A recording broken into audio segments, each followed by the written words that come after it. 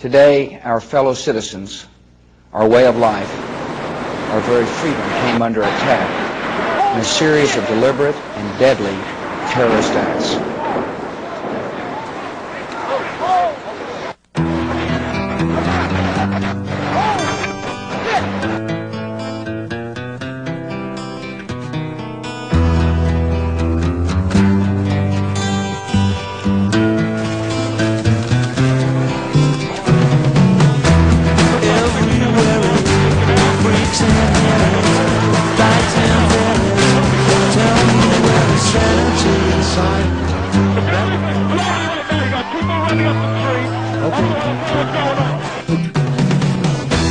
Tax the rich, feed the poor, tell there are no rich no more.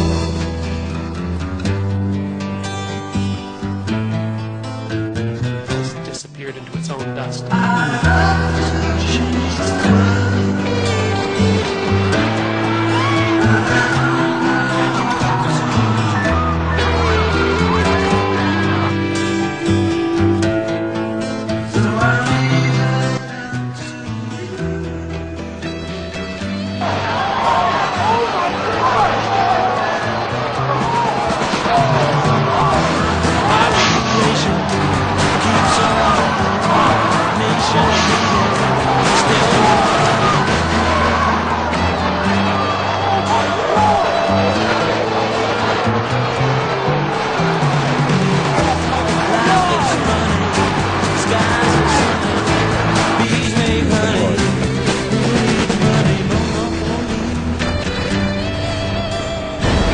There are no words. And the people who knock these buildings down will hear all of us soon. Terror is bigger than one person, and he's a person who's now been marginalized. And I'm never going to forget the vow I made to the American people. The search is underway for those who are behind these evil acts. I've directed the full resources of our intelligence and law enforcement communities to find those responsible and to bring them to justice. So I don't know where he is. Nor do, I just don't spend that much time on it. To be honest with you,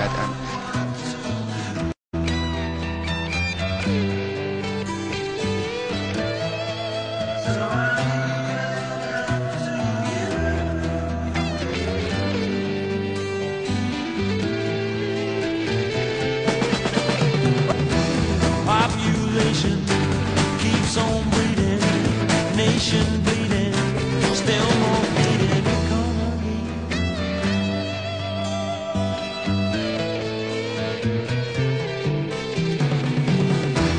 Life is funny, skies are sunny, bees make honey, who needs money, monopoly?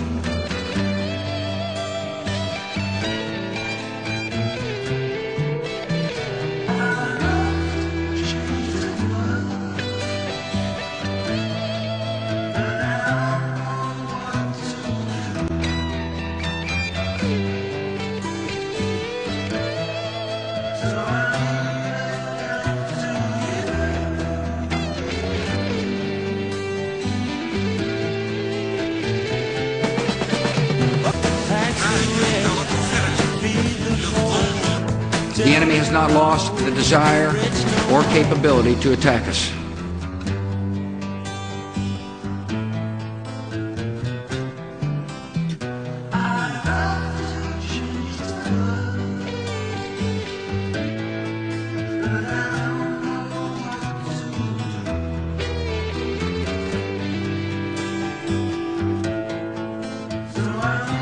The United States knows that Iraq has weapons of mass destruction. Any country on the face of the earth with an active intelligence program knows that Iraq has weapons of mass destruction. There is no doubt that Saddam Hussein now has weapons of mass destruction.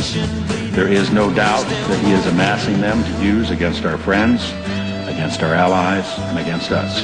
Less than a teaspoonful of dry anthrax in an envelope shut down the United States Senate in the fall of 2001. The choice is his, and if he does not disarm, the United States of America will lead a coalition and disarm him in the name of peace.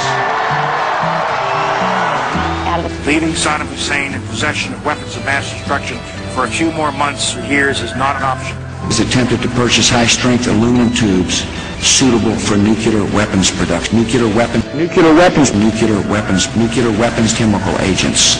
Chemical and biological agent training. We do know with absolute certainty that he is using his procurement system to acquire the equipment he needs in order to enrich uranium to build a nuclear weapon. Saddam Hussein has used these horrific weapons on another country and on his own people. I don't really think the weapons of mass destruction are the sole reason for the war. We do have solid evidence of the presence in Iraq of Al-Qaeda members, including some that have been in Baghdad. I have not seen any strong, hard evidence that links the two. We've had no evidence that Saddam Hussein was involved with September the 11th. Mr. Secretary, what exactly was the connection between Saddam Hussein and Al-Qaeda? I tell you, I'm not going to answer the question. Saddam Hussein aids and protects terrorists, including members of Al-Qaeda. I have not suggested there's a connection between Iraq and the 9/11. What did Iraq have to do with what? The attack on the World Trade Center. Nothing. You know, I've heard this theory about, everything was just fine until we arrived, and then, kind of, stir up the hornet's nest theory.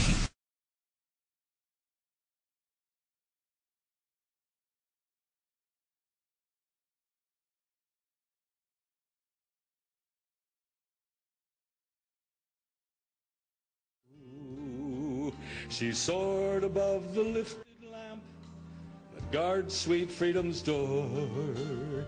In the dews, the damps, the watchfires of a nation torn by war. Oh, she's far too young to die. You can see it in her eye. She's not yet begun to fly. It's time to let the mighty eagle soar once more. Let the eagle soar.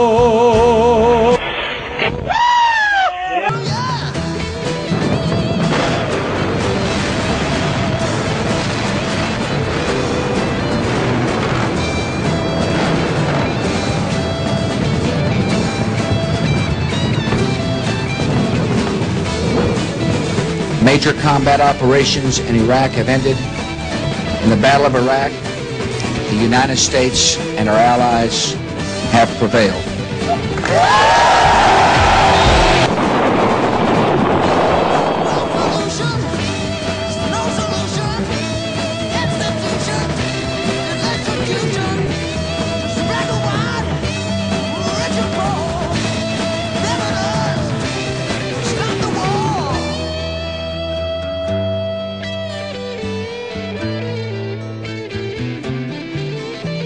There are some who feel like that if they attack us, that we may decide to leave prematurely. They don't understand what you're talking about, if that's the case. Let me finish. There are some who feel like that the conditions are such that they can attack us there. The answer is bring them on. I say I listen to all voices, but mine's the final decision. Stuff happens, and it's untidy, and freedom's untidy, and free people are free to make mistakes, and commit crimes, and do bad things. I hear the voices, and I read the front page, and I know the speculation, but I'm the decider, and I decide what is best.